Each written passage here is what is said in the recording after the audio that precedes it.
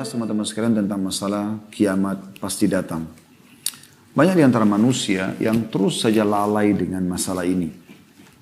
Mereka coba, tanda kutip ya, membodohi diri sendiri atau membohongi diri sendiri dengan fenomena yang ada di sekitarnya. Banyaknya manusia yang telah hidup sebelum kita, jumlahnya bahkan mungkin miliaran, dari zaman Nabi Adam alaihissalam sampai manusia-manusia terdekat dengan kita, mungkin kakek kita atau ayahnya kakek atau ibunya kakek atau yang biasa kita bahasakan dengan eyang misalnya, yang mereka sebenarnya sudah banyak yang meninggalkan kita. Kemana mereka semuanya? Jawaban sederhana, ke kuburan. Apakah kuburan itu hanya sekedar tanah dan batu nisan? Itu jawabannya jelas bagi orang beriman, tentu tidak. Itu adalah alam barzah. Allah subhanahu wa ta'ala menyebutkan dalam Al-Quran, dalam surah At-Takatsur, A'udzu billahi minasyaitonir rajim, alhaakumut takatsur hatta zurtumul maqabir. Kalian terus sibuk mengumpulkan harta dunia, ya, prestasi dunia, dan kalian lupa padahal kalian akan menziarahi atau akan mendatangi kuburan itu. Kalla sawfa ta'lamun, kalian pada saat itu akan mengetahui ternyata di situ ada kehidupan. Tsumma kalla sawfa ta'lamun, kalian pasti akan mengetahui ada kehidupan di sana. Ya. Jadi jelas bagaimana bagi seorang muslim ada jawaban, ada kehidupan di sana. Bukan hanya sekedar batu nisan dan tanah. Banyak sekali hadis menjelaskan masalah itu. Di antaranya adalah pada saat Nabi SAW selesai mengubur jenazah seorang sahabat, maka beliau pun SAW mengatakan, sesungguhnya orang mukmin kalau meninggal dunia maka akan datang kepadanya 3 sosok malaikat.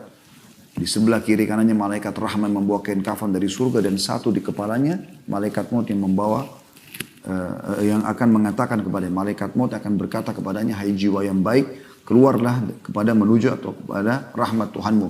Maka ruh itu keluar dengan sangat mudah sebagaimana air keluar dari mulut kendi. Kemudian belum sesaat keluar, dibungkus dengan kain kafan dari surga oleh malaikat rahmat di kiri kanannya, lalu dibawa ke langit. Setiap kali melewati pintu-pintu langit yang 7 lapis ke atas langit sana, menuju kepada Allah subhanahu wa ta'ala, malaikat di situ semua mengatakan, siapa ini? Bertanya kepada malaikat rahmat. Maka malaikat rahmat mengatakan, ini adalah fulan bin fulan, disebutkan namanya yang paling baik di dunia. Kemudian malaikat-malaikat itu mengatakan, semoga ruh ini lewat di sisi kami. Kata Nabi Muhammad SAW, karena ruh itu mengeluarkan bau lebih wangi daripada bau kasturi. Semoga kita insya Allah termasuk semuanya dalam kelompok ini. Kemudian kata Nabi SAW, terdengar suara dari langit. Allah berfirman, catatkan hambaku ini termasuk penghuni surga. Kembalikan dia di dunia, di sana saya ciptakan, di sana pula saya akan bangkitkan. Kemudian 3 langkah orang pengantarnya pulang, dia masih bisa mendengarkan suara sendal mereka, ya, trompa sendal mereka. 3 langkah, setelah 3 langkah sudah tidak lagi.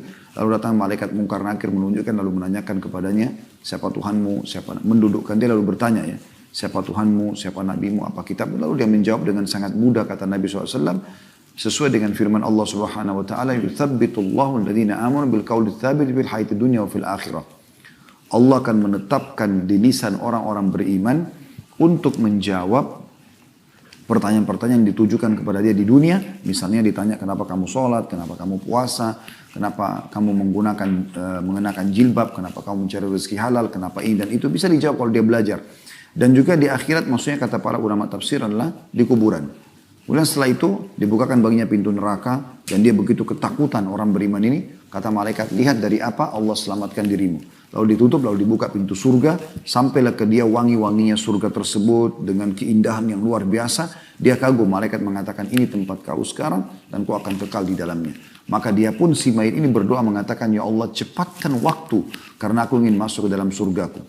Kemudian setelah itu datang di sebelahnya orang yang tampan, wangi, bersih, sampai si jenazah ini, mayit ini kagum. Maka dia menanyakan, siapa kamu ini? Kata orang itu, saya adalah amal solehmu. Sholat bapak ibu, ya, puasa, sedekah, zakat, bakti sama orang tua, jenguk orang sakit, dan segala macam perbuatan kebaikan akan berbentuk makhluk yang sangat indah di kuburan. Dia mengatakan, saya amal soleh yang akan menemani kau sampai hari kiamat. Lalu Allah pun berfirman kepada para malaikat, bentangkan kuburannya seluas pandangan matanya. Dan juga tebarkan, ya, sampaikan ke dia permadaninya dari surga. Sehingga dia merasakan atau bisa melihat surga tersebut setiap harinya. Setiap saat, maka jadilah kuburannya taman dari taman surga. Walaupun dia belum masuk ke dalam surga tersebut. Begitu juga Kata Nabi SAW, kalau orang kafir meninggal dunia, maka akan datang 3 sosok malaikat, 2 malaikat penyiksa di kiri kanannya yang membawa kain kafan dari neraka, 1 malaikat maut di ubun-ubun kepalanya akan mengatakan, hai jiwa yang busuk, keluarlah kepada kemurkaan Tuhanmu. Maka ruhnya pun tidak mau keluar, berserakan di tubuhnya. Kata Nabi SAW, lalu malaikat menarik dengan keras, ibaratnya seperti bulu domba yang dibasahkan, dililitkan di pohon belurir, kemudian ditarik dengan keras sehingga berantakanlah bulu domba tersebut. Kemudian ya, ditangkap oleh malaikat penyiksa di kiri kanannya membawa kain kafan dari neraka, lalu membungkusnya, kemudian membawanya ke langit. Baru di langit pertama saja para malaikat sudah menolak menerima ruh ini sambil menanyakan kepada malaikat penyiksa, siapa ruh ini? Maka disebutkan nama yang terburuknya di dunia, Fulan bin Fulan. Lalu para malaikat mengatakan, semoga tidak lewat di sisi kami, karena sungguhnya ruh itu, kata Nabi SAW, mengeluarkan bau busuk, lebih busuk daripada bau bangkai. Wa na'udzubillah, semoga Allah selamatkan kita dari kelompok ini. Kemudian terdengar Allah mengatakan, catatkan hambaku ini termasuk penghuni neraka, kembalikan dari dunia, di sana saya ciptakan, di sana pula saya akan bangkitkan. Sama tadi kasusnya, dimasukkan ke dalam kuburan ruhnya, kemudian 3 langkah mereka pulang, para pengantar masih didengarkan trompa senjata. Setelah itu sudah tidak lagi. Lalu Munkar Nakir datang mendudukkan dia, lalu menanyakan, siapa Tuhanmu, siapa Nabimu, apa kitabmu? Maka dia hanya mengatakan, saya tidak tahu, saya cuma ikut-ikut dulu orang bilang apa. Jadi walaupun dia hafal apa yang harus diucapkan, tidak bisa diucapkan oleh orang seperti ini. Lalu kemudian dibukakan baginya pintu surga, dan dia melihat keindahannya. Lalu dia kagum, kata malaikat, lihat dari apa kau haramkan dirimu. Harusnya kau bisa masuk ke sini, tapi kau sendiri yang tidak mau. Ditutup, lalu dibuka pintu neraka. Dia mendengarkan suara gemuruhnya, lutupan-lutupannya, luar biasa menakutkan. Ya. Maka malaikat mengatakan, ini tempat kau sekarang dan kau akan kekal di situ. Maka dia pun berdoa mengatakan, ya Allah jangan kau cepatkan waktu, karena aku tidak ingin ke nerakaku. Lalu datang di sebelahnya orang yang sangat buruk tampangnya, menakutkan, bau badannya busuk, sampai dia ketakutan. Lalu dia mengatakan, siapa kamu ini? Orang itu mengatakan, saya amal burukmu yang akan menemani kau sampai hari kiamat nanti. Kemudian Allah mengutus kepadanya malaikat yang tidak punya pendengaran dan penglihatan, yang membawa sebuah besi, yang kalau besi itu seluruh jin dan manusia bersatu untuk membalikkan, maka mereka tidak akan mampu. Dihantamkanlah ke kepala orang ini, sehingga dia hancur lebur. Ya, kemudian diutuhkan kembali, terus begitu sampai menjelang hari kiamat. Riwayat yang kedua, dua-duanya riwayat Bukhari, berbunyi, kata Nabi SAW, maka dinding kuburannya akan menjepit tubuhnya sampai tulang rusuknya seperti ini. Dan boleh memberikan isyarat dengan jari-jarinya disatukan satu sama yang lain. Kemudian hancurlah dia, lalu kemudian diutuhkan kembali seperti itu. Dan sebagian ulama mengatakan, menggabungkan kedua riwayat ini, mengatakan dia dipukul sambil dijepit. Begitu terus sampai hari kiamat. Maka kata Nabi SAW dalam penutupan hadis, jadilah kuburannya lubang dari lubang neraka. Jadi seperti itu keadaan yang digambarkan oleh baginda Nabi SAW. Dan kita bisa lihat hampir setiap hari ada saja jenazah. Ya. Bahkan ulama mengatakan termasuk tanda-tanda kiamat bagi seseorang. Ya. Tanda-tanda kematian dia menuju kepada hari kiamat, hari pembangkitan. Dan hari hisab tentang amal-amal yang dilakukan baik ataupun buruk. Sehingga dia menuju kepada kehidupan abadinya, surga atau neraka. Adalah lahirnya generasi. Adanya generasi yang ada sekarang, anak-anak kita yang sudah lahir, ya, ataupun orang yang tidak punya anak tapi dia melihat ada generasi-generasi yang kecil sudah mulai tumbuh besar, dari mulai bayi, mulai anak menjadi anak-anak, kemudian remaja, dan mereka memasuki tahap-tahap yang sudah kita lalui seperti misalnya jenjang pendidikan, pernikahan, mulai masuk ke bisnis dan segala macam. Ini tanda-tanda kematian dan tanda kiamat seseorang. Ya. Karena dengan itu berarti sudah ada generasi yang akan menggantikan dia sebagaimana kita telah menggantikan generasi sebelum kita. Dulu kita juga melalui masa yang seperti itu dan orang tua kita menyaksikan kita. Pada saat masih bayi, anak-anak, dan begitu kita dewasa, maka kita menggantikan posisi mereka. Mereka sekarang sudah pulang ya, kepada Allah Subhanahu Wa Taala. Ini sebuah fakta yang sering didustakan oleh sebagian orang. Dia sengaja membodohkan dirinya seakan-akan itu tidak akan terjadi. Padahal semua itu terjadi. Bahkan makna daripada tafsir firman Allah Subhanahu Wa Taala, wa qad ja'akumun nadhir, dan telah datang kepada kalian peringatan-peringatan, kata sebagian ulama, kata Imam Qurtubi dalam buku beliau At-Tadhkirah, adalah munculnya uban di kepala. Tanda-tanda kematian. Dan kematian artinya tanda-tanda kiamat. Karena dia akan menuju kepada hari kebangkitannya. Begitu juga ada yang mengatakan penyakit demam. Siapa yang antara kita tidak mengalami demam? Begitu seseorang sudah mulai ditimpa demam walaupun dia masih kecil, sudah tanda-tanda kematian, tanda-tanda kiamatnya. Begitu juga ada yang mengatakan lahirnya generasi. Ya. Dan sekian banyak pendapat ulama tentang masalah ini. Ada seseorang di kota Madinah dulu teman-teman sekalian. Pada saat dia sudah menginjak umur di atas 40 tahun, maka dia pun tiba-tiba membuat dirinya seakan-akan gila teman-teman sekalian. Padahal dia seorang pengusaha yang sukses segala macam. Kemudian dia datang ke Masjid Nabawi dan tidak mau pulang ke rumahnya. Setiap kerabatnya datang, dia buat dirinya seakan-akan gila. Padahal sebenarnya tidak gila. Dan dia sudah meninggalkan usaha-usaha dia yang berjalan. Berjalan sekian waktu, kurang lebih berjalan 20 tahun dia melakukan perbuatan tersebut. Sampai datang seseorang, penuntut ilmu dari wilayah Irak, datang ke kota Madinah, kemudian ingin sholat di Masjid Nabawi, bertemu dengan para ulama dulu di majelis mereka di sana.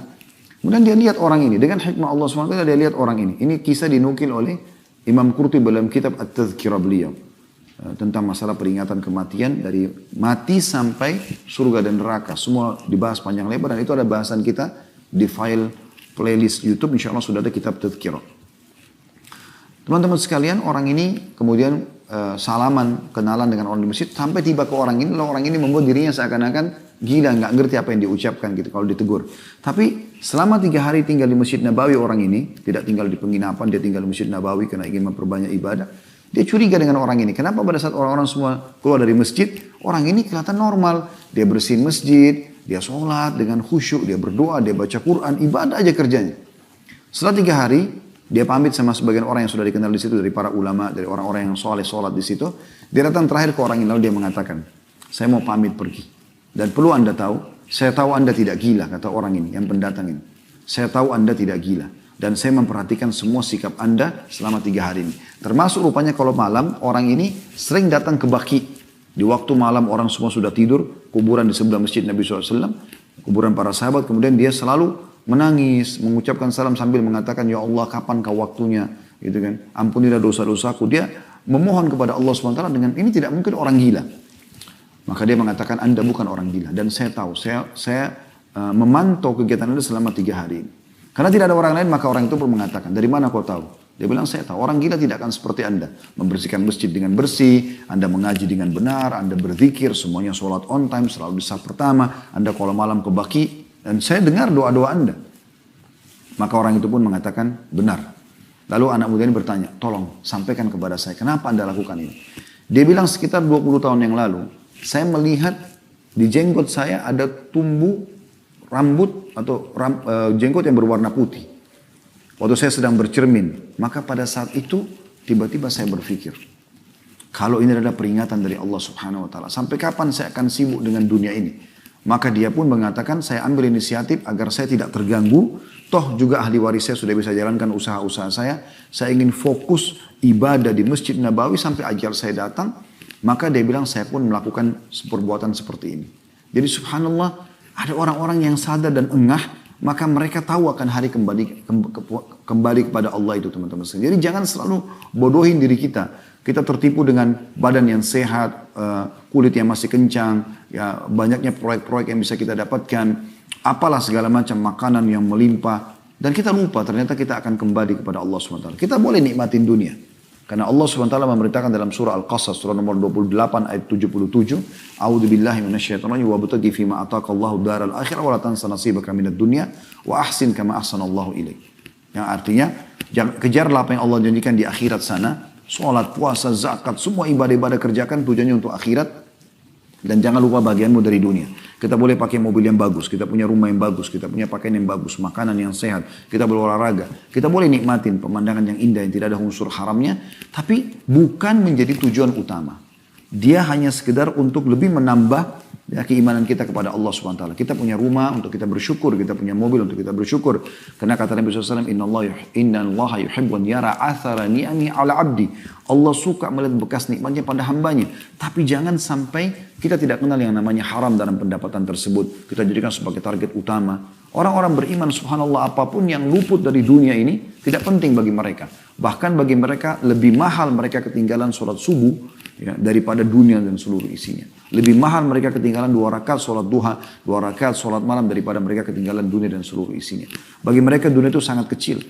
Makanya para tabi'in mengatakan kami menemukan kaum, maksudnya para sahabat yang tidak ada nilainya dunia di sisi mereka kecuali hanya seperti atau bahkan lebih ringan ya, daripada sebelah sayapnya lalat. Artinya tidak penting bagi mereka hilangnya dunia. Yang penting jangan mereka kehilangan ibadahnya. Karena mereka sangat memahami sabda Nabi SAW. Rak'atai fajr khairu minad dunya wa ma fiha. 2 rakaat sunnatul fajr lebih baik daripada dunia dan seluruh isinya. Kurang dari 3 menit kita sholat 2 rakaat sebelum sholat subuh, Al-Fatih dengan Al-Kafirun, dengan Al-Fatih dengan Al-Ikhlas di rakaat pertama dan rakaat kedua, itu lebih baik daripada dunia dan seluruh isinya. Bagi orang beriman justru akhirat adalah target utamanya.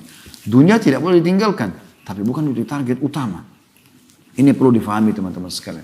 Kita harus tahu ada hari kembali. Bagaimana Allah subhanahu wa ta'ala memerintahkan kita membaca surah Al-Fatihah di setiap sholat. Di sholat wajib kita bisa baca 17 kali, belum sholat sunnahnya. Bisa puluhan kali kita membaca surah Al-Fatihah. Apa salah satu potongan ayatnya? Maliki yaumiddin. Tuhan Raja pemilik hari pembalasan. Ada dijelaskan masalah hal tersebut. Dalam surah Al-Baqarah, surah Al-Imran, surah An-Nisa, surah Al-Ma'idah, surah Al-An'am, surah-surah berurutan semua umumnya banyak disinggung tentang masalah hari kiamat. Ya. Surah Al-A'raf tentang sebuah tempat yang orang belum jelas statusnya apakah ke surga atau ke neraka, nanti akhirnya mereka akan ke surga juga karena ya, amal mereka masih berimbang antara baik sama buruk. Kemudian juga banyak Allah sebutkan dalam surah At-Taubah, surah Yunus, surah Hud, Yusuf, Ar-Ra'd. Banyak surah-surah ini menjelaskan tentang masalah hari kiamat. Nanti akan kita lebih fokus membaca beberapa ayat insya Allah dalam surah Al-Hajj untuk membuktikan bagaimana Allah memastikan kiamat itu memang benar-benar akan terjadi. Namun ada surah-surah yang jelas Allah pakai namanya sebagai hari kiamat. Contoh misalnya Allah subhanahu wa ta'ala sebutkan di dalam surah Al-Qiyamah. Ya. Allah subhanahu wa ta'ala menamakan memang surah Al-Qiyamah. Dan itu Bapak Ibu bisa baca dalam Al-Quran. Ya. Tepatnya surah Al-Qiyamah itu berada di surah nomor 75. Allah SWT sebutkan memang surah Al-Qiyamah. Begitu juga Allah Subhanahu Wa Taala menyebutkan surah At-Takwir. Ya, surah nomor 81. Masalah langit akan digulung nanti pada hari kiamat. Ya. Kemudian bagaimana surah juga dijelaskan dalam surah Al-Ghashiyah. Surah nomor 88. Al-Ghashiyah artinya hari pembalasan. Bagaimana juga Allah subhanahu wa ta'ala sebutkan dalam surah Al-Zalzalah. Surah nomor 99. Tentang goncangan yang sangat besar yang akan terjadi nanti pada hari kiamat nanti.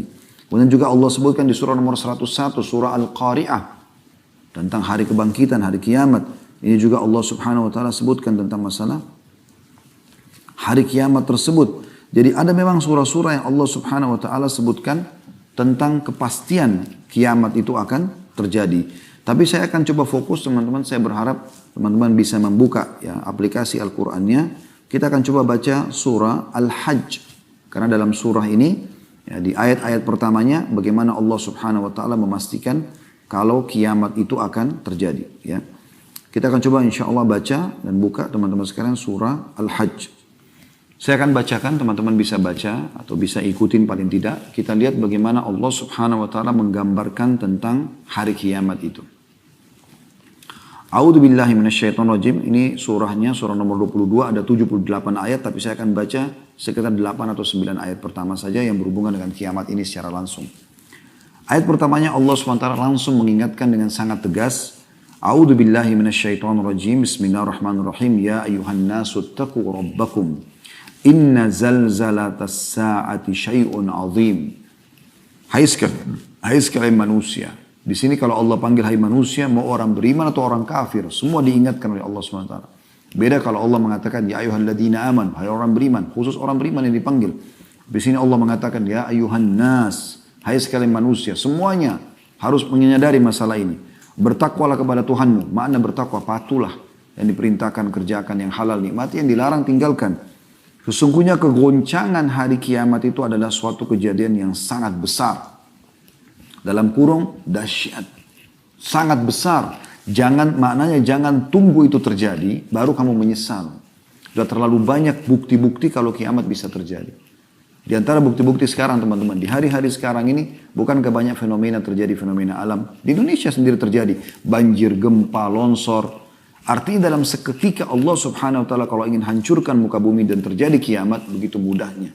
Bagaimana kita mau pungkiri tentang kiamat yang akan terjadi goncangan-goncangan dahsyat. Sementara Allah bisa lihatkan depan mata kita. Dan ulama mengatakan terjadinya fenomena alam seperti ini itu Allah ingin tunjukkan kemahabesarannya kalau kiamat pasti akan terjadi. Ya. Lalu Allah ceritakan bagaimana keadaan pada saat terjadi kiamat itu di ayat 2-nya. Yauma tarawunaha tazhalu kullu murdi'atin amma arda'at wa tada'u kullu dhati hamlin hamlaha wa taran nasa sukara wa ma hum bisukara walakinna 'adzaballahi syadid. Ingatlah, makna ingat, pelajarilah. Pada hari ketika kamu melihat kegoncangan itu, jadi pelajari sebelum kamu hadapi nanti, karena itu berat. Pelajari dengan cara seperti ini, contoh kita pelajari misalnya. Lalainya semua manusia yang menyusui anaknya dari anak yang disusuinya. Pada hari itu nanti, kalau ada perempuan menyusui, dia akan lempar anaknya. Dia tidak mau lagi memegang anaknya, saking dahsyatnya keadaan pada saat itu. Dan kita tahu, mungkin ibu-ibu lebih tahu daripada kami tentunya, dan bagaimana kalau sedang menyusui anak dan anak lagi lapar. Mungkin walaupun akan diserang oleh musuh, ibu itu tidak akan mencabut anaknya. Karena sayangnya luar biasa. Tapi di hari kiamat, dia akan lepaskan ya, anak susuannya tersebut. Dan gugurlah kandungan segala wanita yang hamil. Kalau ada yang hamil, tiba-tiba keguguran. Karena dahsyatnya pada saat itu. Dan kamu lihat manusia dalam keadaan mabuk. Padahal sebenarnya mereka tidak mabuk. Akan tetapi semua itu sebabnya adalah azab Allah sangat keras. Depan mata mereka neraka dengan gemuruh suaranya yang sangat besar. Dan juga ya, mereka melihat bagaimana manusia dibangkitkan seluruhnya tanpa terkecuali. Dari awal Nabi Adam AS sampai manusia terakhir, bahkan jin, hewan-hewan semuanya akan dibangkitkan oleh Allah subhanahu wa ta'ala. Ayat 3-nya kata Allah, wa minan nasi man yujadilu fillahi bighairi ilmi wa yattabi kulla syaitanin marid. Dia sayangnya di antara manusia ada orang-orang yang membantah tentang Allah tanpa ilmu pengetahuan. Gak ada kiamat itu. Apa itu surga neraka? Membantah tanpa ilmu dan mengikuti setiap syaitan yang jahat. Yang membuat dia supaya mungkiri masalah kiamat itu. Ayat 4-nya. Kutiba alaihi annahu man tawallahu fa annahu yudilluhu wa yahdihi ila adabis sa'ir. Dan telah ditetapkan terhadap syaitan tersebut. Yang membisikkan manusia agar jauh dari syariat Allah. Agar lalai dengan akhirat. Bahwasanya ditetapkan syaitan itu. Barang siapa yang berkawan dengan dia. Mendengarkan bisikannya. Maka dia akan menyesatkannya dan membawanya ke azab neraka. Lalu Allah terangkan dalam ayat yang panjang, ayat 5-nya, tentang masalah kepastian kiamat terjadi. Ya ayyuhan nasu in kuntum fi raibin minal ba'thi, fa inna khalaqnakum min turabin thumma min nutfatin thumma min alaqah, thumma min alaqatin thumma min mudghatin mukhallaqatin wa ghairi mukhallaqatin linubayyina lakum wa nukirru fil arhami ma nasha'u ila ajalin musamman thumma nukhrijukum tifla. ثم نخرجكم طفلا ثم لتبلغوا أشدكم ومنكم من يتوفى ومنكم من يرد إلى أرذل العمر لكي لا يعلم من بعد علم شيئا وترى الأرض هامدة فإذا أنزلنا عليها الماء اهتزت وربت وأنبتت من كل زوج بهيج. Artinya, hai manusia, jika kamu dalam keraguan tentang kebangkitan dari kubur, ada hari kiamat, maka ketahuilah, tentu kiamat punya banyak nama. Hari kiamat, ya, hari pembangkitan, Yaumuddin, Malik Yaumuddin, hari pembalasan, Yaumul Ba'ats, ya, hari dibangkitkan, dikeluarkan dari kuburan. Banyak nama-namanya. Maka ketahuilah, sesungguhnya kami telah, kalau kamu ragu, maka kami akan ajak kamu berbicara, hai Musa, dengan akal kemanusiaanmu. Kami telah menciptakan kamu, menjadikan kamu dari tanah, Nabi Adam AS. Kemudian dari setetes mani, setelah itu generasinya mulai berkembang dengan setetes sperma dituangkan ke rahim seorang wanita. Kemudian dari segumpal darah. Kalau ketemu telur sama sperma akan menjadi segumpal darah. Semua ilmu medis sudah mempelajari masalah itu. Dan sekarang dengan teknologi canggih bisa kita tonton semua itu secara ilmiah. Kemudian dari segumpal daging, darah berubah jadi daging. Yang sempurna kejadian dan yang tidak sempurna. Agar kami jelaskan kepada kamu dan kami tetapkan dalam rahim. Siapa yang akan hidup, siapa yang akan gugur. Apa yang kami kehendaki sampai waktu yang telah ditentukan. Kami tentukan jenis kelaminnya, kapan dia keluar, lahir umur 7 bulan kah di perut ibunya, 8 bulan kah, 9 bulan kah, laki-laki atau perempuan, jenis kelaminnya, kemudian rambutnya, kulitnya, segala macam. Kemudian kami keluarkan kamu sebagai bayi. Kemudian dengan beransur-ansur kamu sampailah kepada kedewasaan. Dan di antara kamu ada yang diwafatkan dan ada pula yang di antara kamu yang dipanjangkan umurnya sampai pikun. Supaya dia tidak mengetahui lagi sesuatu pun yang dahulu telah diketahuinya. Jadi Allah ceritakan, kalau kau ragu dengan kebangkitan setelah kau mati nanti, bagaimana dulu kami ciptakan kamu sendiri, begitu juga kami akan bangkitkan kamu. Ini prosesmu untuk kamu diciptakan itu. Dan pada saat itu kamu akan lihat bumi kering. Kemudian apabila telah, dan ini contohnya Allah mengatakan, dan kamu lihat bumi itu kering, tandus. Kemudian apabila telah kami turunkan air hujan di atasnya, hiduplah bumi itu dan suburlah dan menumbuhlah berbagai macam tumbuh-tumbuhan yang indah. Artinya, begitulah kami bangkitkan kalian. Tadinya orang sudah mati, masuk ke tanah, kering, jadi tulang belulang. Bagaimana tanah tandus pun kami turunkan hujan, lalu kemudian jadi subur, tumbuh-tumbuhan, begitu juga kami akan bangkitkan kalian. Ayat 6-nya. Dzalika bi anna Allah huwal haqq wa annahu yuhyil mauta wa annahu ala kulli syai'in qadir. Yang demikian itu karena sungguhnya Allah dialah yang hak dan sungguhnya dialah yang menghidupkan segala yang mati dan sungguhnya Allah Maha Kuasa atas segala sesuatu. Sehebat apapun kita teman-teman, kita akan kembali kepada Allah Subhanahu wa taala.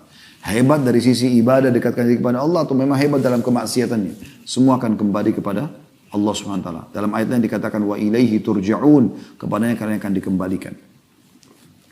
Di ayat 7-nya, wa anna as-sa'ata atiyatun la raiba fiha wa anna Allah yab'atsu man fil qubur. Dan sungguhnya benar-benar hari kiamat itu pasti datang. Ini sebab kita namakan judul kita kiamat pasti datang dari potongan ayat ini. Allah mengatakan dan sungguhnya hari kiamat pastilah datang. Tidak ada keraguan kepadanya. Dan bahwasanya Allah membangkitkan semua orang yang ada di dalam kubur. Ya. Lalu kemudian Allah SWT tutup, ini ayat terakhir kita baca sampai ayat 8-nya. Allah SWT mengatakan wa minan nasi ma yujadilu fillahi bighairi ilmin wala hudan wala kitabim munir. Tapi sayangnya di antara manusia ada orang-orang yang membantah tentang Allah tanpa ilmu pengetahuan, tanpa petunjuk dan tanpa kitab atau wahyu yang bercahaya. Jadi mereka membantah tentang masalah kiamat ini dengan tanpa ilmu sama sekali. La haula wa la quwata illa billah. Baik teman-teman sekalian, kita juga coba baca lengkap insyaAllah surah Zalzalah. Ini saya pilih karena teman-teman mungkin umumnya menghafalnya, sering dipakai dalam sholat. Bagaimana Allah SWT gambarkan surah Zalzalah ayat 1 sampai ayat 8-nya ya. A'udzu billahi minasyaitonir rajim. Idza zulzilatil ardu zilzalaha. Apabila bumi digoncangkan dengan goncangan yang dahsyat ya, pada hari kiamat itu. Wa akhrajatil ardu athqalaha. Bumi mengeluarkan semua beban-beban berat yang dikandungnya. Semua gunung-gunung tercabut, semua yang berat, yang ada bobot sehingga membuat bumi itu bisa stabil diangkat oleh Allah SWT ya. Wa qala al-insanu ma laha. Pada saat itu manusia mulai berkata, ada apa dengan bumi ini? Selanjutnya, yauma idzin tuhadditsu akhbaraha. Pada hari itulah bumi menyampaikan tentang beritanya. Ya. Bi anna rabbaka auha laha. Bahwasanya Tuhanlah Allah yang telah memerintahkan dia menjadikan atau terjadi seperti itu. Yauma idzin yasdurun nasu ashtatan liyura a'malahum. Pada saat itu manusia akan dibangkitkan ya, dalam keadaan bermacam-macam. Nah, ada penjelasan macam-macam adalah orang beriman akan bercahaya, orang kafir akan hitam kelam. Ya. Famay ya'mal mithqala untuk mereka melihat amal-amal mereka, famay ya'mal mithqala dzarratin khairan yara. Siapa yang berbuat seperti biji sawi dari kebaikan, dia akan lihat. Sekecil apapun kebaikan yang Bapak Ibu lakukan, tidak ada yang sia-sia. Wa may ya'mal mithqala dzarratin syarran yara. Siapa yang berbuat seperti biji sawi dari keburukan, dia juga akan lihat dan semua akan dipertanggungjawabkan. Ini jelas 8 ayat semuanya cerita tentang masalah neraka. Maksudnya hari kiamat, hari kiamat. Dan sangat jelas. Begitu juga dalam surah Al-An'am, Allah Subhanahu wa taala juga menyebutkan ya, dalam surah Al-An'am, surah nomor 6 ayat 158. Allah Subhanahu wa taala berfirman, Al-An'am surah nomor 6 ayat 158. A'udzu billahi minasyaitonir rajim. Hal yanzuruna illa an ta'tiyahumul malaikatu aw ya'tiya rabbuk. Aw ya'tiya rabbuka aw ya'tiya ba'du ayati rabbik yauma ya'ti ba'du ayati rabbika la yanfa'u nafsan imanuha lam takun amanat min qablu aw kasabat fi imaniha khaira. Al-ayat. Apa yang mereka tunggu-tunggu? Orang-orang yang masih tidak mau taubat, tidak mau kembali kepada Allah, tidak mau beriman kepada Allah. Apa yang mereka tunggu-tunggu kata Allah? Tidak lain hanyalah kedatangan malaikat ya, kepada mereka untuk mencabut nyawa mereka, menunggu kematian. Setelah lihat malaikat maut baru mereka mau sadar. Gitu kan. Atau kedatangan Rob, ya, atau Rob kalian, maksudnya di sini adalah bertemu dengan Allah Subhanahu Wa Taala pada hari kiamat. Allah akan hisab mereka. Atau kedatangan sebagian tanda-tanda Robmu, tanda-tanda kiamat. Nanti akan kita jelaskan insya Allah, karena kiamat tidak akan terjadi sampai tanda-tandanya terlihat semua. Pada hari datangnya sebagian tanda-tanda Robmu itu tidaklah bermanfaat lagi iman seseorang bagi dirinya sendiri yang belum beriman sebelum itu, dan atau dia belum mengusahakan ya kebaikan dalam masa imannya tadi. Jadi kalau sudah datang hari kiamat, datang kematian, nggak ada lagi manfaatnya tentu. Ya. Kemudian teman-teman sekalian, kita juga bisa melihat di dalam ya, surah Maryam, surah nomor 19, ayat 68 sampai 72. Ini ayat Al-Quran terakhir yang kita baca di pembukaan ceramah kita ini. Insya Allah kita akan kuatkan dia dengan hadis-hadis Nabi SAW dan tanda-tanda kiamat ya. Surah Maryam silakan buka surah nomor 19 ayat 68 sampai 72. Ya, yang bunyinya, A'udzu billahi minasyaitonir rajim. Fa wa rabbika lanahsyurannahum wasyayatin thumma lanuhdirannahum hawla jahannam jithiya. Thumma lananzi'anna min kulli syi'atin ayyuhum ashaddu 'ala ar-rahmani 'itiyya. Thumma lanahnu a'lamu billadina hum awla biha siliyya. Wa in minkum illa wariduha kana 'ala rabbika hatman maqdiya. Thumma nunajji alladhina ittaqaw wa nadhara adh-dhalimina fiha jithiya. Demi Rabbmu, hai Muhammad, pasti terjadi. Sesungguhnya akan kami bangkitkan mereka bersama syaitan-syaitan. Para orang-orang kafir, orang ahli maksiat akan dibangkitkan. Syaitannya pun akan dibangkitkan yang menggoda mereka. Kemudian kami akan datangkan mereka di sekeliling jahannam, neraka, bersama-sama dalam keadaan berlutut. Ya, terhina mereka.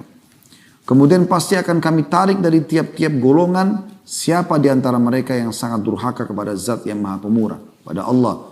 Dan kemudian kami sungguh lebih mengetahui orang-orang yang seharusnya dimasukkan ke dalam neraka itu. Gak ada lagi negosiasi, gak ada lagi sogokan, gak ada manipulasi di hari kiamat. Semua pasti jelas. Yang ahli surga akan jelas, ahli neraka akan jelas. Anda tidak akan punya apa-apa lagi di sana untuk membela diri. Dan tidak ada seorang pun darimu melainkan akan mendatangi neraka itu. Orang kafir akan masuk ke dalam, orang beriman akan lewat di atasnya. Karena sirat akan dibentangkan di atas neraka itu. Ya, baru kita menuju ke surga. Semua tujuannya agar kita pun kalau masuk ke surga insya Allah pernah melihat neraka itu. Dan bagaimana besarnya nikmat Allah yang kita rasakan karena selamat dari api neraka. Apalagi sampai masuk ke dalam surga. Kemudian Allah mengatakan, ya, dan sesungguhnya itu sesuatu yang pasti terjadi. Ya, lewat di neraka itu. Kemudian kami akan menyelamatkan orang yang bertakwa ya, dari neraka itu agar masuk ke dalam surga lewat di atas sirat. Dan kami akan tinggalkan orang-orang zalim dalam keadaan berlutut atau terhina. Ya. Jadi ini jelas sekali bagaimana Allah SWT menggambarkan masalah itu. Beruntunglah teman-teman sekalian kalau kita engah mengambil dan memahaminya. Apalagi ini masuk dalam salah satu dari 6 rukun iman kita. Selain iman kepada Allah, iman kepada malaikat, iman kepada kitab kita, para rasul-rasul, hari kiamat. Dan juga ya, qadha atau takdir baik dan takdir buruk. Beriman kepada hari kiamat ini manfaatnya banyak sekali teman-teman sekalian. Di antaranya adalah beriman kepada Allah, mendapatkan pahala, menyempurnakan iman karena rukun iman. Yang kedua, dia akan menenteramkan hati seseorang di dunia ini. Ya, tidak ada orang yang tertimpa musibah, lalu dia ingat akan terjadi kiamat. Misalnya dia ditipu orang, dia kena penyakit kronis. Tapi kalau dia ingat akhirat, ternyata di sana ada kehidupan abadi. Karena orang dibangkitkan nanti hari kiamat, nggak ada lagi teman-teman orang tua, anak-anak, nggak ada lagi. Dia dibangkitkan dalam kondisi semuanya dewasa. Kata Nabi SAW, seluruh orang dibangkitkan pada hari kiamat dengan gambar poster Adam. Ya, 60 siku ke langit. Semuanya ahli surga, ahli neraka. Tapi ahli neraka pada saat dimasukkan nanti ada yang lebih membesar tubuhnya untuk menambah siksaan bagi mereka. Ya, teman-teman bisa ikutin di kajian kita di sore hari sebentar hari Senin. Dan beberapa kajian sebelumnya tentang masalah neraka. Sudah kita bahas panjang lebar masalah itu ya. Tapi ahli surga mereka akan setinggi Nabi Adam AS, tidak bertambah ya, dari itu. Dan umur mereka 33 tahun. Gak lebih sehari, gak kurang sehari. Sampai dalam hadis yang lain kata Nabi SAW, tidak ada orang yang meninggal. Bayi ataupun sudah sangat tua. Bayi mungkin baru 2-3 hari umurnya meninggal. Atau orang sudah sangat tua 100 tahun, 150 tahun, 200 tahun umurnya meninggal dunia. Kecuali akan dibangkitkan 33 tahun. Jadi tidak ada lagi anak-anak, tidak ada bayi, tidak ada orang dewasa. Dan tidak ada juga lagi, kata Nabi SAW, orang kalau masuk ke dalam surga. Tidak ada lagi sakit. Ya. Tidak ada beringus, tidak ada meludah. Kata Nabi SAW, tidak ada buang air besar, tidak ada buang air kecil. Orang di surga tidak akan rusak pakaiannya, tidak akan habis masa mudanya. Tidak ada WC di surga itu. Tidak butuh orang kamar mandi. Kata Nabi SAW, semua makanan minuman yang tidak dibutuhkan oleh tubuh mereka akan keluar dalam bentuk keringat yang lebih wangi dari bau kasturi. Semua kehidupan yang berbeda. Ya, abadi selamanya. Dan kita sedang menuju ke sana. Allah Subhanahu wa taala menciptakan kedua orang tua kita yang mulia, Adam dan Hawa alaihi wassalatu wassalam, itu untuk di surga. Kemudian mereka diturunkan untuk bertugas di dunia, kemudian kembali lagi ke surga. Kita ini adalah anak-anak surga, harusnya kita kembali ke surga. Tapi Allah SWT berikan syarat, harus patuh kepada Allah. Siapa yang membangkang selama di dunia, yang Allah berikan umur yang terbatas, maka dia akan masuk ke neraka dan Allah sudah gambarkan neraka. Apa kata Nabi Muhammad SAW dalam hadis sahih? Tidak ada sesuatu yang kalian butuhkan untuk masuk ke dalam surga. Dan selamat dari neraka kecuali sudah dijelaskan kepada kalian. Jadi jelas. Kata Nabi SAW juga, kalian semua akan masuk surga. Kecuali orang yang aba, menolak. Kata para sahabat, ya Rasulullah. Siapa yang nolak itu ya Rasulullah? Kata Nabi SAW, man ata'ani dakhala al-jannah. Siapa yang patuh kepada aku akan masuk surga. Wa man asani dakhala an-nar. Siapa yang durhaka maka akan masuk dalam api neraka. Ya. Jadi kiamat ini teman-teman sesuatu yang pasti datang. Harus kita punya persiapan. Pernah ada sahabat bertanya dalam hadis Bukhari Muslim, ya Rasulullah, siapakah orang mukmin yang paling cerdas? Kata Nabi SAW, orang yang paling banyak mengingat kematian akhirat dan punya persiapan yang cukup untuk itu. Itu orang mukmin yang paling cerdas. Ya. Jadi orang yang luar biasa adalah orang yang punya tahu itu. Tetap di dunia dia berpakai pakaian yang bagus, dia punya kendaraan yang bagus, dia cari rezeki yang halal, rumah yang bagus, dia biaya keluarganya maksimal. Tapi dia tidak, semua itu dibawa untuk menuju ke akhirat sana. Bagaimana para salafus salih, mereka pada saat bersedekah, lalu kemudian mereka dibawa sedekahnya itu oleh orang-orang miskin. Mereka tersenyum gembira sambil berkata kepada orang di sekitarnya, lihatlah orang-orang ini membawa amal-amal kami, ketimbangan amal kami pada hari kiamat tanpa diupah sedikit pun. Mungkin sebagian orang yang masih berpikiran kapitalis, bukan berpikiran Islam, dia akan berpikir kalau dia keluarkan sesuatu dia berikan pada orang, sebenarnya dia telah memberikan keuntungan pada orang tersebut. Sebenarnya tidak. Karena orang itu cuma menghabiskan untuk urusan dunia. Beri makanan, pakaian, selesai. Tapi nilai itu bagi kita yang bersedekah tidak akan hilang. Kita akan temukan. Bahkan dilipat gandakan menjadi 10 kali lipat dan kelipatan-kelipatan yang banyak. Tergantung daripada kadar keikhlasan seseorang. Jadi orang beriman tahu. Beriman tentang akhirat ini akan membawa orang lebih tenang melalui dunia. Semua masalah akan jadi kecil. Semua juga nikmat akan kita limpahkan dan kita habiskan sebagai tanda syukur kepada Allah yang juga akan kita harapkan membawa ke akhirat sana. Kemudian teman-teman sekalian, kiamat ini sudah terlalu banyak tanda-tandanya dan memang Nabi SAW menjelaskan akan terjadi tanda-tanda. Ulama membagi ada tanda-tanda kecil, ada tanda-tanda besar. Tanda-tanda kecil ada yang sudah terjadi, ada yang sedang terjadi, ada yang belum terjadi. Tanda-tanda kiamat besar belum terjadi semuanya. Ya. Tapi ini semua teman-teman akan pasti terjadi sebelum terjadinya kiamat yang besar. Ya. Tanda-tanda kiamat kecil yang sudah terjadi adalah sabda Nabi SAW, hitunglah kiamat itu termasuk lahirnya aku, diutusnya aku, dan meninggalnya aku. Tiga-tiga sudah terjadi. Nabi SAW sudah lahir, sudah diutus, dan sudah meninggal dunia. Kemudian beliau sebutkan juga termasuk tersebarnya taun amwas. Ya. Virus taun. Yang ini terjadi di zaman Umar bin Khattab radhiyallahu anhu yang banyak sahabat juga terbunuh dengan virus ini, gitu kan? Dibebaskannya Palestina di zaman Umar bin Khattab juga terjadi. Ya. Ini semua sudah terjadi tanda-tanda kiamat ini. Jadi cukup banyak yang sudah terjadi. Bahkan Nabi SAW menjelaskan, ya, kalau kaum muslimin akan membuka wilayah Hira dan memang sudah berhasil juga, ya, dibebaskannya. Islam akan membebaskan Konstantinia atau Konstantinopel, Turki, Istanbul, ya. Itu juga sudah terjadi di tahun 1439 Masehi di zaman Sultan Muhammad Murad Al-Fatih rahimahumullah. Sudah terjadi gitu. Jadi banyak yang sudah terjadi. Ya. Tentu ada juga yang lain saya tidak jelaskan semuanya karena cukup panjang bahasan. Tidak mungkin dalam sejam. Anda bisa kembali ke kajian kami tentang hari kiamat cukup banyak. Di antaranya bedah buku Minhajul Muslim, ya. Di bab tentang beriman kepada hari kemudian. Kemudian ada juga yang sedang terjadi. Seperti misalnya sabda Nabi SAW. Tidak akan terjadi kiamat sampai zina itu menyebar. Ya.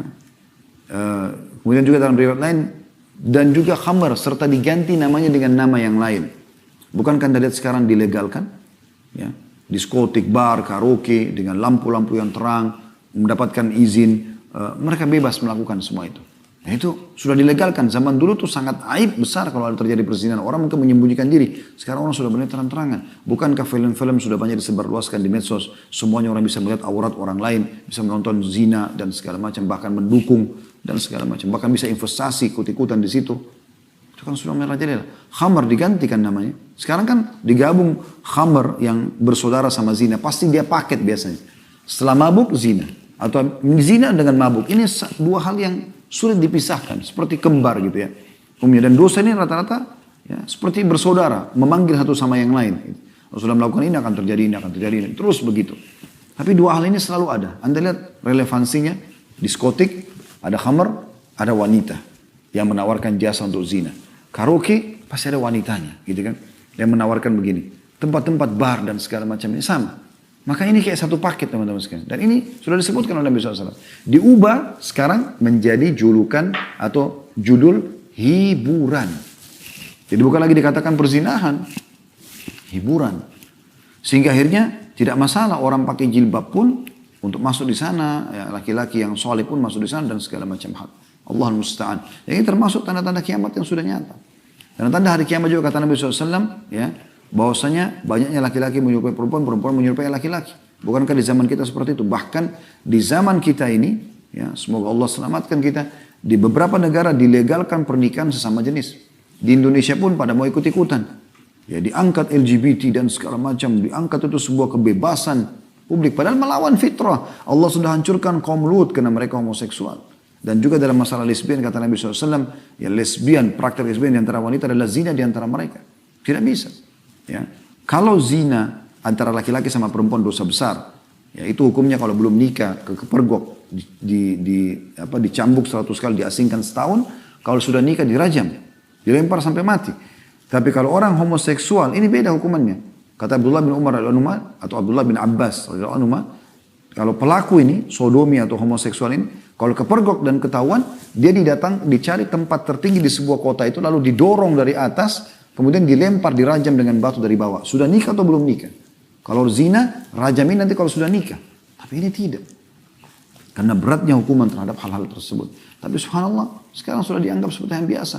Bahkan sudah biasa orang, dianggap biasa sekali orang itu pacaran, pinggir jalan, pegang-pegangan, bukan halal suami istri, ciuman. Bahkan mereka berzina. Ya, di tempat-tempat umum, di kebun-kebun dan segala macam. Dan yang lebih parah kadang-kadang melakukannya di kuburan. Tempat yang harus dijadikan sebagai ibrah. Peringatan kata Nabi SAW, ziarahilah kubur karena mengingatkan hari akhirat. Mereka malah melakukan kemaksiatan di tempat-tempat haram seperti ini. Atau tempat-tempat yang harusnya dimuliakan, maka mereka lakukan perbuatan haram di situ. Ini semua termasuk tanda-tanda kiamat. Ya. Dan ada beberapa yang lain tentunya, juga ada tanda-tanda kiamat yang kecil yang belum terlihat. Seperti kata Nabi SAW, tidak akan terjadi kiamat sampai kalian melihat dari sungai Furat keluar gunung emas. Walaupun sudah ada tanda-tanda yang terlihat di sebagian informasi yang ada di zaman kita sekarang. Juga termasuk yang belum terjadi adalah kembalinya Jazirah Arab ya dengan sungai-sungai, kebun-kebun. Ya. Sekarang kan yang kita tahu Jazirah Arab termasuk Saudi terutama sekarang adalah banyak padang pasir. Tapi subhanallah dalam 10 tahun terakhir ini itu selalu turun salju. Di hari-hari sekarang ini kita baru 2 hari yang lalu saya temukan lagi cuplikannya bagaimana, dan itu tidak asing di medsos. Di Tabuk selalu turun salju yang sebelumnya mungkin tidak seperti itu. Dan sampai dijadikan sebagai bahan khutbah Jumat oleh para imam-imam haram. Bagaimana memperingatkan masalah ini. Kalau salju itu pada saat dia cair dia akan membawa air yang sangat banyak. Dan itu bisa membuat subur. Dan beberapa titik di Jazirah Arab sudah mulai kelihatan hijau. Dalam subhanallah 2-3 hari saja hujan. Maka kita lihat padang pasir itu berubah menjadi hijau. Saya saksikan sendiri beberapa kali seperti itu ya. Maka ini termasuk tanda-tanda kiamat yang sudah nyata sebenarnya. Termasuk ada malhamah kubra. Atau peperangan terjadi antara umat Islam dengan Bani Asfar, ya orang-orang non-Muslim, ya, dan pada saat itulah terakhir tanda-tanda hari kiamat karena di penutupan hadis tanda-tanda kiamat kecil maksudnya. Kata Nabi SAW pada saat Muslimin sudah sampai ke Rum. Rum ini Allahu alam di mana posisinya, tapi kata Nabi SAW pasukan Muslim akan sampai ke Rum. Dan pada saat itu iblis akan berubah menjadi manusia lalu mengatakan kepada kaum muslimin kalau Dajjal telah keluar di tengah-tengah kalian. Maka pada saat itu umat Islam umumnya sudah tahu itu tanda-tanda kiamat besar. Kalau Dajjal keluar, mereka pun bubar, mereka kembali kepada atau ke kota-kota dan negara mereka masing-masing. Pada saat mereka kembali ternyata mereka baru sadar itu berita bohong. Dan di saat itulah betul Dajjal akan keluar, kata Nabi SAW. Maka keluarlah tanda-tanda kiamat besar. Dan tanda-tanda kiamat besar ini dikumpulkan oleh atau dikumpulkan dalam sebuah hadis yang sahih. Ada 10 hadis riwayat Imam Ahmad. Kata Nabi SAW, Inna sa'ata la takunu hatta takuna 10 ayat. Sebenarnya kiamat yang besar sekali, ya, hidupnya sangkakala, kemudian hancurnya semua planet-planet bertabrakan, semua akan hilang, ya, dan tersisa hanya Allah Subhanahu Wa Taala dan yang Allah inginkan dari surga dan penghuninya, dari bidadari, bidadara, pelayan semua itu mereka tentu yang Allah inginkan itu semua mungkin, ya, karena Allah mengatakan dalam ayat nanti akan kita bacakan ayatnya pada saat hidup sangkakala, maka semua yang di langit dan di bumi akan meninggal, hancur, kecuali yang Allah inginkan. 10 tanda-tanda itu disebutkan. Yang pertama adalah khasfun bil masyrik, wa khasfun bil maghrib, wa khasfun bi jaziratil Arab. Tentu di sini sebagian ulama mengatakan dalam hadis ini bukan urutannya, ya, tapi disebutkan secara acak oleh Nabi SAW. Nah, urutannya sebagian ulama mendahulukan Dajjal. Di sini disebutkan Dajjal yang ketiga. Di sini terjadi adalah 3 tanda kiamat sekaligus. Terjadinya longsor besar di daerah timur bumi ini atau timur Jazirah Arab. Timurnya berarti Asia kita, ya. Dari Irak, Iran, Rusia, Afghanistan sampai ke bawah Indonesia ini itu dikenal dengan timur Jazirah Arab. Kemudian akan terjadi longsor di barat Jazirah Arab, Afrika, benua yang besar. Kemudian juga akan terjadi longsor besar di Jazirah Arab. Ini 3. Longsor ini kata sebagian ulama sudah tidak bisa lagi ditutup karena besarnya. Kemudian yang keempat disebutkan dalam hadis ini, tapi sekali lagi bukan urutannya, ya. Nah, karena dijelaskan oleh para ulama ada urutan sendiri. Kemudian dukhan, keluarnya kabut yang sangat besar. Ya, kabut yang sangat besar yang menutupi mayoritas bumi ini. Kemudian disebutkan yang kelima adalah Dajjal, keluarnya Dajjal. Nah, akan kita jelaskan insyaallah satu persatu poin ini biidznillah ta'ala, mudah-mudahan ada waktu, ya. Kemudian yang keenam adalah Dabbatul Ard, keluarnya hewan melata di muka bumi, hewan tapi bisa bicara dengan bahasa manusia. Nanti juga akan kita jelaskan insyaallah. Kemudian yang ketujuh adalah Ya'juj dan Ma'juj, keluarnya Ya'juj dan Ma'juj, ya. Ini adalah 2 suku dari anak Adam yang diceritakan dalam surah Al-Kahfi, dan Anda dianjurkan baca setiap malam Jumat atau hari Jumat surah Al-Kahfi dan mengenang kisah mereka. Bagaimana Raja Dzulqarnain itu menutup atau menyembunyikan mereka bukan menyembunyikan sebenarnya, lebih menghalang mereka di sisi sebuah gunung yang ditutup dengan beberapa besi yang dicairkan, ditaburi dengan cairan timah cair, ya, sehingga menguatkan gunung tersebut dan tidak bisa ditembus oleh Ya'juj Ma'juj, tapi mereka akan keluar nanti di akhir zaman nanti. Yang ke-8 tulu'us syams min maghribiha, keluarnya terbitnya matahari dari tempat terbenamnya. Sekarang terbit dari timur, kalau terbenam di barat, nanti akan terbalik di hari kiamat itu, menjelang hari kiamat. Ya, kemudian yang ke-9 adalah narun takhruju min ka'ril adan, ya. Tamurrun nasu wa tazulu tarhalun nas, sampai situ, ya. Artinya api yang akan keluar dari pusat kota Aden. Kota Aden ada di Yaman, yang akan menggiring manusia. Dan yang ke-10 antara adalah nuzul Isa ibnu Maryam, ya, keluarnya atau turunnya Nabi Isa alaihissalam dari langit nanti akan memimpin di muka bumi. Baik teman-teman, ini kurang lebih, ya, sebutan secara acak, tapi kalau ulama coba menyusun sesuai dengan riwayat-riwayat yang ada, maka mereka menyebutkan yang pertama dari 10 adalah keluarnya Dajjal. Karena disebutkan dalam hadis tentang peperangan muslimin dengan Bani Asfar atau orang-orang non-muslim, ya, yang besar-besaran nanti perang besar. Bahkan kata Nabi SAW, karena akan melawan mereka, dan mereka dibawa 80 bendera. Jadi sangat besar sekali perang tersebut, dan umat Islam akan memenangkan peperangan. Pada saat mereka tiba di Rum, maka syaitan menjelma jadi manusia, lalu mengingatkan Islam kalau Dajjal telah keluar di tengah-tengah mereka. Maka mereka pun kembali, itu tanda-tanda kiamat kecil terakhir. Ternyata Dajjal belum keluar, tapi pada saat itu Dajjal akan keluar. Dajjal diambil dari kata-kata Dajjala yang berarti kekacauan, dan dia adalah dari anak Adam. Nabi SAW sebutkan cirinya cukup banyak, saya ringkaskan karena lihat waktu. Dahinya lebar dan rambutnya keriting, ya, kemudian dia memiliki kulit yang agak cenderung kepada gelap, ya, memiliki dada dan pundak yang lebar, dan dia memiliki mata yang rusak, ya, sebelah kanannya. Kata Nabi SAW, ketahuilah Dajjal memiliki mata yang rusak dan Tuhan kalian tidak rusak matanya, ya, karena dia akan mengaku sebagai Tuhan. Lalu Nabi SAW sebutkan dalam sebuah hadis, Dajjal akan keluar di tengah-tengah kalian, maka dia akan tinggal selama 40 hari. Maka 40 hari dalam riwayat dikatakan seharinya seperti setahun, seharinya seperti sebulan, seharinya seperti sepekan, hari-hari sisanya seperti hari-hari kalian. Jadi kalau setahun berarti 1 tahun. Ya, kita pegang misalnya lafaz Nabi SAW secara zahirnya begitu. Setahunnya kan 40 hari. Kalau kita kurangi 1 hari berarti sisa 39 hari. Setahun. Hari keduanya seperti sebulan. Itu sudah setahun sebulan. Hari ketiganya seperti sepekan. Berarti setahun, sebulan, sepekan. Kalau dikurangi 3 hari dari 40 hari, sisa 37 hari. Ini sebulan sepekan tepatnya. Ya, 37 hari. Berarti setahun, 2 bulan, 2 pekan, dia akan membuat kerusakan di muka bumi. Lalu kata Nabi SAW, tidak ada tempat pun di muka bumi kecuali dia akan lalui. Dan orang-orang yang dilewatin wilayahnya, ya, yang beriman padanya maka wilayahnya akan subur, mengaku dia sebagai Tuhan. Yang tidak mengaku dia sebagai Tuhan maka akan, ya, sulit, peceklik, akan susah hidup mereka. Ya. Dajjal terus saja mengelilingi muka bumi kecuali Mekah dan Madinah. Dia tidak bisa masuk. Kata Nabi SAW, dia akan tiba di Madinah dan dia akan mengajak pengikutnya naik ke atas sebuah gunung. Lalu dia menunjuk ke arah masjid Nabi SAW sekarang sambil mengatakan, apakah kalian lihat istana putih itu? Dan subhanallah di hari-hari kita sekarang Masjid Nabawi seperti istana putih. Kata Nabi SAW, kata Dajjal, dia mengatakan, apakah kalian lihat istana putih itu? Kata mereka iya. Kata Dajjal, itulah istana Muhammad yang aku tidak diizinkan untuk masuk ke dalamnya. Maka Dajjal tidak bisa masuk di Madinah. Dan ini kisah cukup panjang. Intinya dia menyentakkan kakinya di sekitar kota Madinah. Lalu terjadi gempa. Keluarlah semua orang munafik dari kota Madinah menjadi pengikutnya. Sampai nanti akhirnya setelah selesai semua tertinggal orang beriman. Keluar seorang anak muda dari Madinah. Lalu Dajjal menangkapnya. Sambil mengatakan, aku adalah Tuhanmu. Maka anak muda itu mengatakan, kau adalah Dajjal.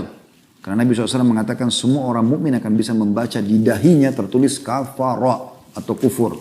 Dan tahu kalau ini adalah Dajjal. Anak muda itu mengatakan, kau adalah Dajjal yang Nabi SAW sudah sampaikan kepada kami. Maka Dajjal mengambil gergaji, kata Nabi SAW, lalu meletakkan di tengah-tengah kepalanya, lalu membelah 2 badan orang itu sampai kemaluannya. Kemudian ya, dia melewati tengah-tengahnya sambil mengatakan, hiduplah. Maka bergabung kembali badan anak muda tersebut. Semua pengikutnya bersorak-sorak. Lalu kata Nabi SAW, dia bertanya lagi, apakah kau sudah akui aku sebagai Tuhanmu? Dia tanya anak muda itu. Anak muda itu mengatakan, aku tidak bertambah kecuali keimanan kalau kau adalah Dajjal. Maka setelah itu kata Nabi SAW, Dajjal coba membunuhnya, tidak mampu atau tidak bisa lagi membunuhnya. Tapi ada beberapa wilayah yang dia lewatin dan dia berhasil.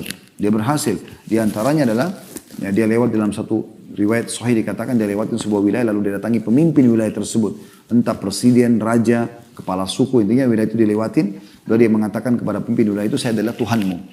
Orang itu mengatakan, kau manusia biasa seperti saya, dari mana buktinya? Dia mengatakan, bagaimana kalau saya hidupkan kedua orang tuamu? Kata pemimpin wilayah itu, oke. Kalau kau hidupkan maka saya akui kau sebagai Tuhan.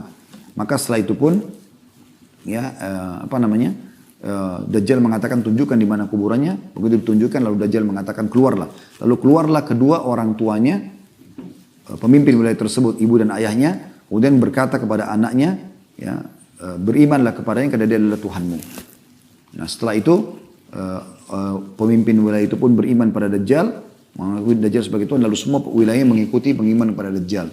Tapi di sini teman-teman pentingnya, untuk membaca sebuah hadis Anda harus baca sampai tuntas, jangan tidak tuntas. Karena dalam closing hadis, penutupan hadis kata Nabi SAW, dan ketahuilah sesungguhnya, ya, kedua orang tua orang itu, pemimpin itu adalah syaitan yang menjelma untuk menipu manusia. Jadi tidak benar bahwasanya dua-duanya itu dikeluarkan oleh Dajjal, tapi ini dukungan terhadap Dajjal dari syaitan. Wa na'udzubillah. Ya, kemudian setelah itu Allah SWT turunkan Nabi Isa ya untuk membunuh Dajjal pada saat itu. Keluarlah Dajjal, Nabi Isa AS turun, kata Nabi SAW, pada saat keluar seseorang dari keturunanku bernama Mahdi, atau namanya seperti namaku Muhammad bin Abdullah, kemudian membawa pasukan ke masjid Menara Putih di negeri Syam, kemudian disitulah dia akan mengimami orang sholat asar, Isa turun sambil memegang kedua sayap ya, malaikat, kemudian ikut sholat bersama dengan mereka, lalu Nabi Isa memimpin pasukan tersebut menuju ke wilayah Palestina, ya, tempat Dajjal ada, kemudian membunuh Dajjal. Kata Nabi SAW, Isa pun pada saat tampil dan dilihat oleh Dajjal, Dajjal melepuh seperti melepuhnya barang, ya, meleleh gitu ya. Dia meleleh. Maka dibunuhlah oleh Dajjal, Dajjal dibunuh oleh Nabi Isa AS. Nabi Isa menghancurkan salib, membunuh babi-babi, dan seterusnya. Dan kisah cukup panjang masalah itu. Kemudian setelah itu, Nabi Isa memimpin keadilan di muka bumi, lalu keluar Ya'juj dan Ma'juj setelahnya. Jadi ini urutannya kurang lebih.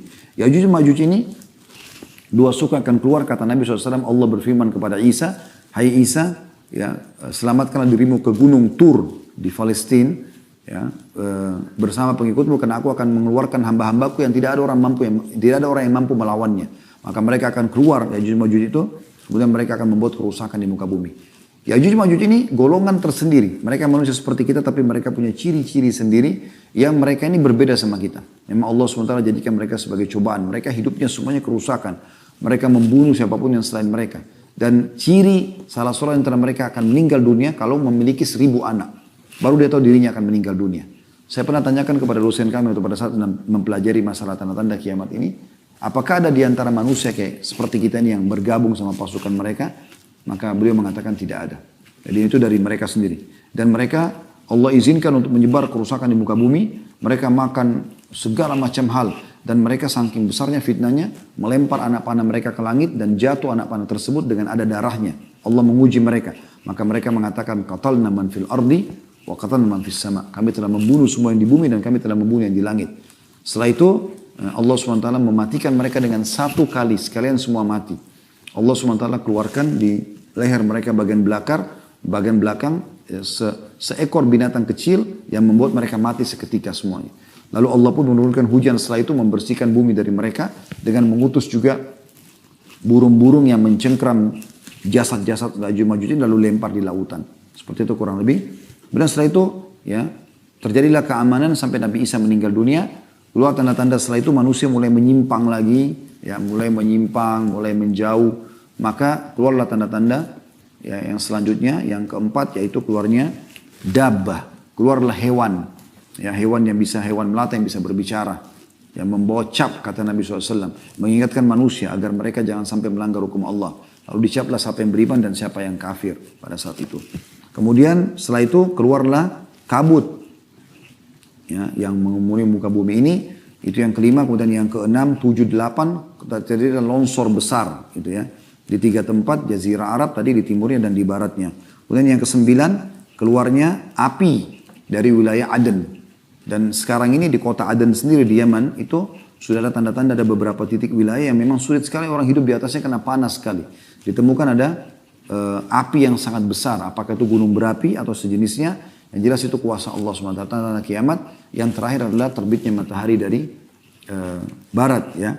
Dan ini pada saat itu kata Nabi SAW, Allah akan menerima taubat hambanya selama belum terbit matahari dari barat. Ini tanda-tanda kiamat yang kurang lebih disebutkan yang terakhir, teman-teman sekalian. Baik, saya ingin sebenarnya kalau bahas masalah kiamat ini sangat panjang lebar, tapi saya ingin titik beratkan teman-teman sekalian 2 buah hadis yang lain atau 3 buah hadis tentang Nabi SAW. Kemudian coba kita closing dengan sedikit peringatan masalah keimanan, apa yang harus kita lakukan, teman-teman sekalian. Hadis Nabi SAW yang pertama adalah kata Nabi SAW, ayuhan nas, innakum mahsyuruna ila rabbikum hufatan uratan burla.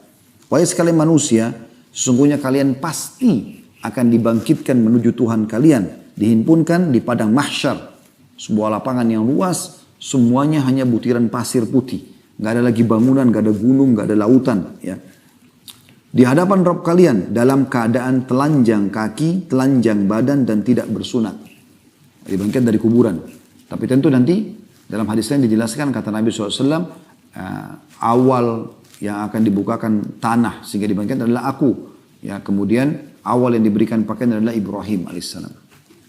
Jadi nanti orang-orang akan diberikan pakaian orang beriman dengan pakaian-pakaian yang bercahaya, orang-orang kafir dengan pakaian yang dari terra yang panas, api, dan terlihatlah perbedaan antara kedua kelompok ini tentunya. Ya. Kemudian kata Nabi SAW, ketahuilah bahwa sesungguhnya orang pertama yang diberi pakaian adalah Ibrahim AS, dan ketahuilah bahwa sesungguhnya nanti akan didatangkan beberapa orang dari umatku, lalu mereka diseret, ya, ke sebelah kiri. Ala wa inna awwal al-khalqi yuksa Ibrahim AS, ala wa innahu sayuja'u birijal min ummati fayu'khadu bihim dhatat shimal. Fa'akulu, maka aku pun berkata, ya Rabbi, ashabi, wahai Tuhanku, itulah sahabat-sahabatku, aku sempat melihat mereka, mereka sempat beriman di masa aku hidup. Fayaqulu innaka la tadri ma ahdatsu ba'dak. Maka dikata kepada Nabi SAW, sesungguhnya tidak, ya, engkau tidak tahu apa yang mereka lakukan setelah engkau meninggal dunia. Jadi menandakan Nabi SAW juga tidak tahu apa yang terjadi dengan umatnya, kecuali yang diinformasikan kepada beliau. Yang dimaksud juga di sini adalah mereka murtad, adalah orang-orang yang sempat masuk Islam di akhir-akhir hidup Nabi SAW dalam kondisi mereka hanya karena ketakutan dengan Islam, bukan karena keimanannya. Maka mereka banyak yang murtad setelah Nabi SAW meninggal. Ini diantara hadisnya tentunya yang menyebutkan bahwasanya kita akan dibangkitkan pada hari kiamat. Kemudian saya ingin sampaikan teman-teman sekalian, saya tidak jadi sampaikan 3-4 hadis karena melihat waktu ya. Tapi kita coba sampaikan apa yang harus kita lakukan sebenarnya teman-teman sekalian. Setelah kita mengetahui walaupun hanya beberapa saat tentang kiamat dari ayat-ayat Al-Quran, dari hadis-hadis Nabi SAW, sebagai orang muslim kita harus menyadari masalah ini. Dan juga tadi sudah kita jelaskan bagaimana manfaat mengimani tentang hari kiamat. Maka kita harus menjadi orang yang sadar dan engah. Perhatikan sabda Nabi SAW, La tazulu kadama abdin yawmal qiyamah hatta yus'alu an arba'ah. Tidak akan beranjak kaki seorang hamba pada hari kiamat sampai ditanya tentang 4. An umuri fima afnah. Tentang umurnya di mana dia habiskan. Umur ini berarti waktu. Waktumu di mana kau habiskan. Bermanfaat nggak? Dari manfaat ke manfaat yang lain. Minimal mubah. Minimal. Kalau ada yang kita sudah buang dalam hal kemaksiatan, segera taubat kepada Allah SWT. Mumpung masih diberi waktu. Bapak Ibu yang ikuti acara ini, saya pun termasuk diantaranya, ya. Dan teman-teman tim TUM juga yang mengurus, kita ini sedang diberikan bonus oleh Allah hari ini. Satu hari ini adalah hari yang sangat mahal. Esok hari kita tidak tahu. Semoga kita panjang umur, tapi kita tidak tahu teman-teman sekalian. Setiap saat kita bisa meninggal dunia. Setiap saat bisa datang malaikat maut. Dan hanya akan dikenang saja Anda. Beberapa saat juga kenangannya. Jadi misalnya saya duduk begini, tiba-tiba malaikat maut saya lihat di ujung ruangan. Bukan mendoakan diri, tapi bisa terjadi. Anda semua tidak lihat, saya lihat, lalu kemudian direngutlah nyawa saya seketika meninggal. Semoga insyaAllah husnul khatimah, meninggal. Jatuh. Orang kan hanya mengenang Khalid Basalamah pernah ceramah, selesai. Sehari, sebulan, setahun, habis itu orang sudah melupakan semua itu. Bahkan mungkin yang mendoakan anak, mungkin cucu, selebihnya Allahu alam. Apakah masih mendoakan? Sekarang Anda tanya diri Anda sendiri. Apakah Anda masih mengenang atau bahkan mendoakan kakek-kakek Anda? Generasi yang kesekian ke atas sana? Mungkin kita sudah lupakan mereka. Seperti itu. Maka kita harus beramal buat diri kita sendiri. Kita harus isi dengan hal yang bermanfaat. Maksimalkan. Kata sebagian salaf, masa lalumu sudah berlalu. Kalau kebaikan syukurilah. Kalau keburukan kau bertobat. Hari ini adalah harimu, maksimalkan. Dan hari esok sesuatu yang belum jelas. Maka kau hanya bisa membuat program. Kita tidak tahu. Kita berangan-angan insya Allah panjangkan umur. Tapi bisa mati seketika. Jangan terus-menerus selalu dengan kecantikan, dengan kegagahan, dengan kekayaan. Sehingga lupa bahwa akan ada hari kembali. Segera selamatkan diri. Dan yang bisa selamatkan adalah diri Anda sendiri. Itu penting. Lalu kata Nabi SAW. Wa'an ilmihi ma'amila bihi. Ilmunya. Apa yang dia kerjakan dengan ilmunya. Belajar ilmu. Ilmu agama atau ilmu bermanfaat. Kalau dia belajar ilmu yang tidak bermanfaat. Seperti misalnya sihir dan segala macam. Ini lebih parah ini. Ilmu agama aja akan ditanya. Kau sudah praktekkan belum? Sudah ajarin belum? Semua itu Allah kasih kesempatan kita untuk belajar agar kita mengajarkan kepada orang lain. Ilmunya akan ditanya. Kemana? Ada orang subhanallah mau masuk surga sendiri. Belajar hanya dia sendiri. Dia tidak ajarin kepada orang lain. Bagaimana bisa? Padahal Allah berikan kesempatan kita untuk melipat gandakan pahala dengan mengajarkan kepada orang.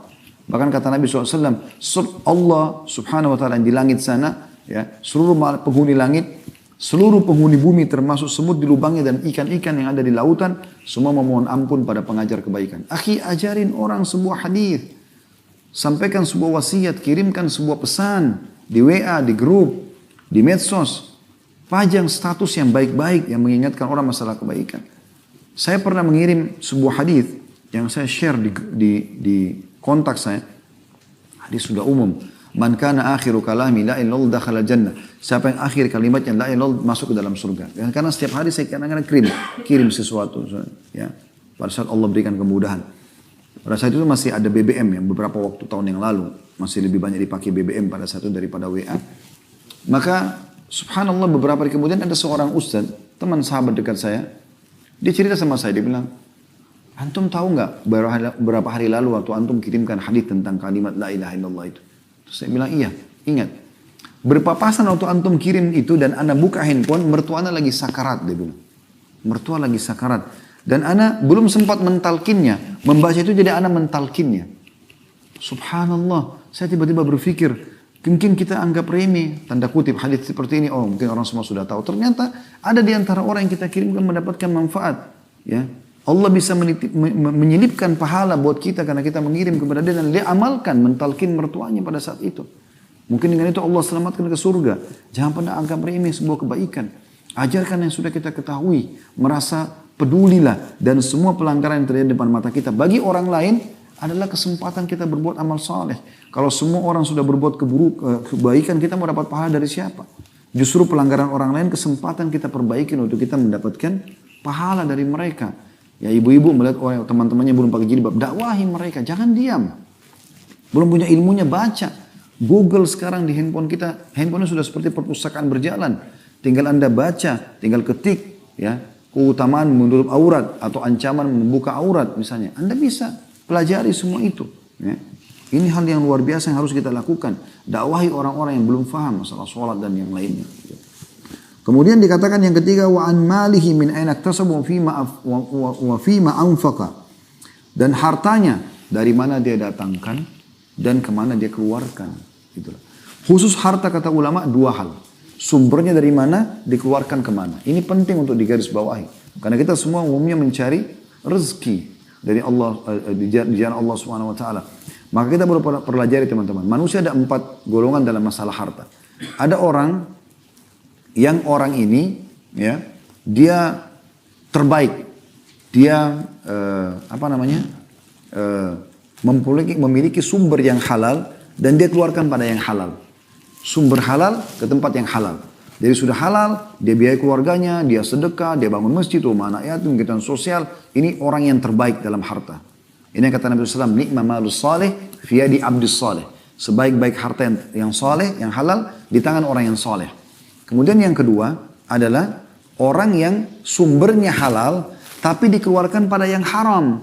Udah gajinya halal, tapi dipakai berzina, dipakai karaoke, dipakai segala macam. Ini jadi tidak baik. Dapat pahala dari sumbernya tapi berdosa dengan pengeluarannya juga akan ditanya oleh Allah SWT.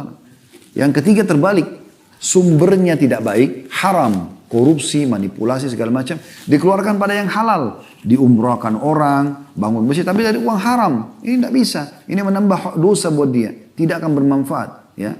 Karena kata Nabi SAW, Inna Allah tayyibun la iqbalu illa tayyibah. Allah suci bersih, tidak terima kecuali yang suci dan bersih. Yang terakhir yang paling buruk adalah sumbernya haram, dikeluarkan pada yang haram. Sudah hasil manipulasi, hasil korupsi dan segala macam, dipakai lagi berzina dan segala macam. Narkotika dan seterusnya. Ini orang yang paling buruk. Maka hati-hati teman-teman, Allah akan tanyakan semuanya. Makanya harus sumbernya halal, keluar pada yang haram, yang halal juga. Banyak harta nggak ada masalah, malah itu bagian daripada hal yang baik. Ya. Kita bisa membangun masjid, rumah anak yatim, kita bisa membiayai dai, kita bisa menyebarkan Quran. Dengan harta kita banyak bisa meraih surga. Ya. Kata Allah SWT, Inna Allah syara minal mu'mina amwalahum wa anfusahum bi anna lahumul jannah. Allah memberi dari orang mukmin jiwa dan harta mereka dibalas dengan surga. Yang terakhir, wa an jasadihi fima ablah. Dan tentang jasadnya di mana dia gunakan. Jasadnya. Allah berikan kita jasad ini, kekuatan, kesehatan, ya, kelebihan segala macam, fasilitas yang luar biasa. Jangan disalahgunakan. Jangan gunakan dalam kemaksiatan, ya, kezaliman. Gunakan dalam ketaatan-ketaatan kepada Allah Subhanahu wa taala.